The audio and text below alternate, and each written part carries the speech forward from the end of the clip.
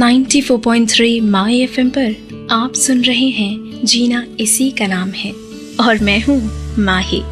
बच्चे भगवान का रूप होते हैं, उनसे निश्चल और निर्मल मन किसी का नहीं होता। ये तो आपने कई बार सुना होगा, पर कुछ बच्चे शैतान का रूप होते हैं, ये भी आपने कभी न कभी देखा ही होगा। चिंटू के मम्मी पापा ने भी यही सोचा था कि उनका बेटा दूसरी श्रेणी में गिना जाएगा। चिंटू श्रीवास्तव नाम जितना प्यारा, हरकतें उतनी ही खतरनाक। अपने स्कूल का सबसे फेमस शैतान बच्चा 5th क्लास में ही था, पर शरारतों को उम्र से क्या, चेहरे से मासूम पर अंदर क्या पक रहा है किसी को पता नहीं। कम बोलता, पढ़ाई में फिसड्डी और झगड़ा करने में अव्वल। दिमाग बहुत तेज चलता था, पर सिर्फ शैतानियों में। मम्मी पापा बचपन में उसकी शरारतों को हंसकर नजरअंदाज कर देते। बच्चा ही तो है, अभी मस्ती नहीं करेगा तो कब करेगा। पर अब फिक्रमंद थे। जैसे जैसे चिंटू बड़ा हो रहा था, उसके कारनामे भी नई ऊंचाइयां छू रहे थे। पर कैसे कारनामे, आपको भी बताऊंगी, बस कुछ देर में। 94.3 माय एफएम पर आप सुन रहे हैं जीना इसी का नाम है। मैं हूँ माही। स्कूटर या साइकिल की टायर की हवा निकाल देना, फ्रेंड्स की नोटबुक्स गायब कर देना। 94.3 माय एफएम पर आप सुन रहे हैं जीना इसी का नाम है और मैं हूँ माही। चिंटू पर डांट फटकार का कोई असर नहीं हो रहा था। शैतानियां बेधड़क बढ़ती जा रही थी। लगाम कसना जरूरी था, पर लगाम कसने वाला कोई मिल ही नहीं रहा था। टीचर्स का पारा उसे देखते ही चढ़ जाता। पनिशमेंट मिलती, क्लास में सबसे पीछे बिठाया जाता तो टीचर्स के कार्टून बनाता। क्लास से बाहर निकाला जाता तो चुपके से स्कूल का राउंड लगा आता। शिकायतों का पुलिंदा इतना बड़ा हो गया था कि सब गिव अप कर चुके थे। मम्मी पापा जितना उसकी शिकायतों से दुखी थे, उतना ही उसकी पढ़ाई को लेकर टेंशन में थे। 9th क्लास की पढ़ाई इजी नहीं होती। कितने ख्वाब देखे थे उन्होंने अपने इकलौते बेटे के लिए।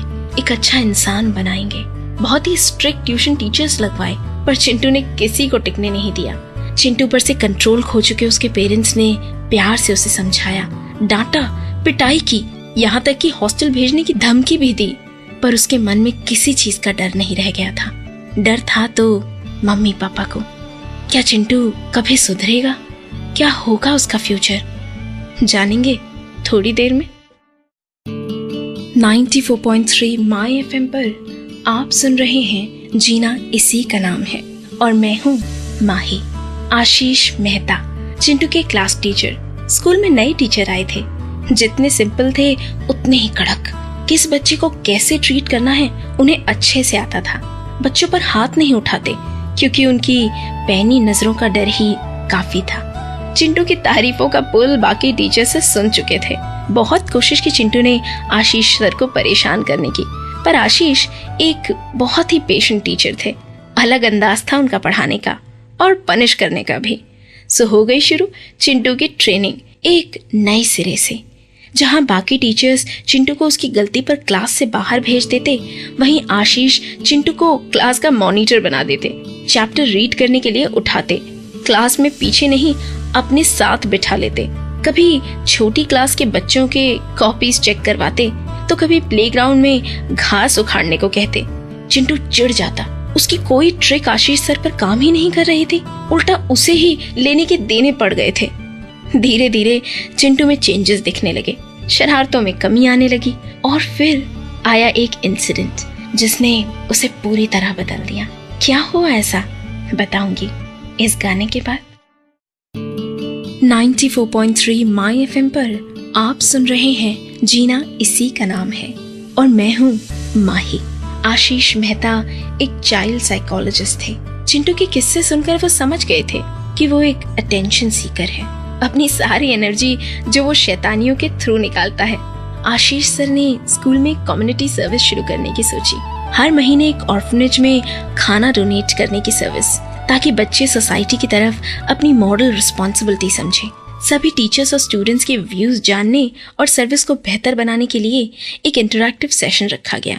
ग्रुप्स बनाए गए और चिंटू को ग्रुप का लीडर। चिंटू का मन नहीं था डिस्कशन में पार्ट लेने का, तो शुरू में तो अलग थलग बैठा रहा, पर जैसे जैसे इंटरेक्शन बढ़ा चिंटू खुलने लगा, आइडियाज देने लगा। उसने कई ऐसे पॉइंट्स कहे जिन्हें बाकी सभी स्टूडेंट्स और टीचर ने भी अप्रूव किया। पहली बार सभी को चिंटू के अंदर एक स्मार्ट और इंटेलिजेंट लड़का दिखा। वाह वाह मिली तो चिंटू को भी जोश आ गया। अब वो और इंटरेस्ट के साथ और एक्टिवली पार्टिसिपेट करने लगा। सेशन खत्म होते होते चिंटू अचानक सभी टीचर्स का फेवरेट बन गया था। कैसे? आपको भी बताती हूँ, बस थोड़ी देर में।